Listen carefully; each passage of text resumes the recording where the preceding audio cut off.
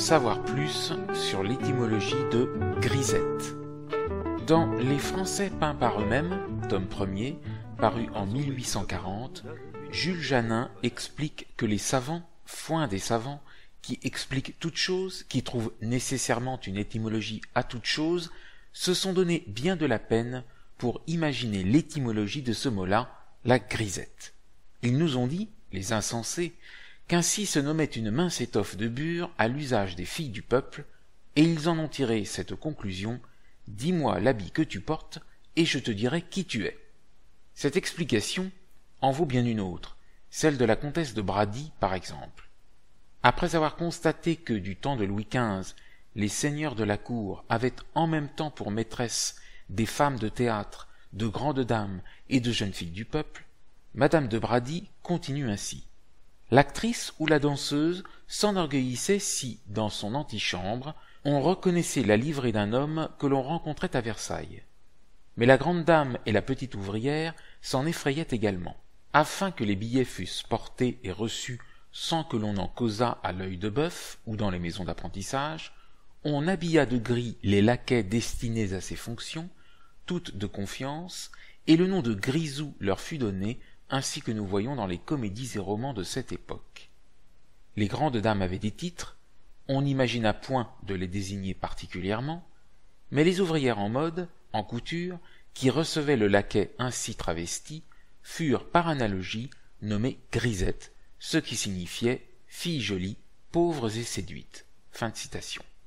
Que les ouvrières, ces jeunes filles qui naguère suppléaient à l'élégance par la bonne grâce de leurs allures, et portaient presque toutes des robes en grisette, qu'elles aient su, à force d'art, faire des merveilles avec cette étoffe, qu'on se soit habitué à les voir ainsi vêtues, simples et proprettes, et qu'on ait fini, sans à peine y prendre garde, par les appeler grisettes du nom même de leur robe, c'est là un petit enchaînement de circonstances qui ne semble pas absolument saugrenu.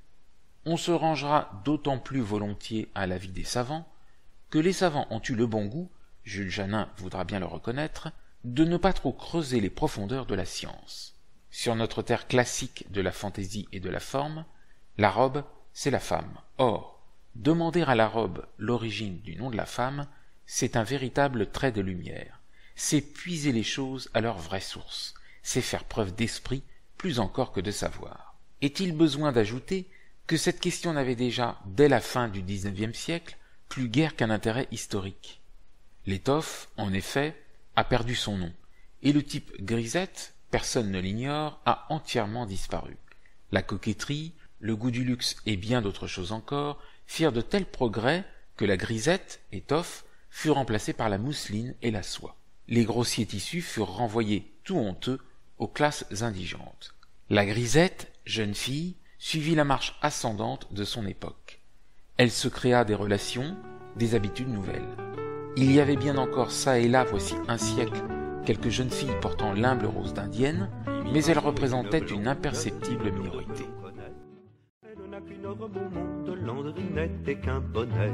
Le grand turc a davantage, Dieu voulut de cette façon la rendre sage, la rendre sage.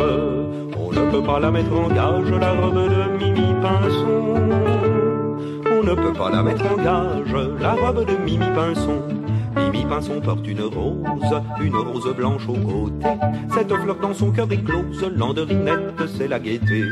Quand un bon souper la réveille, elle fait sortir la chanson de la bouteille, de la bouteille.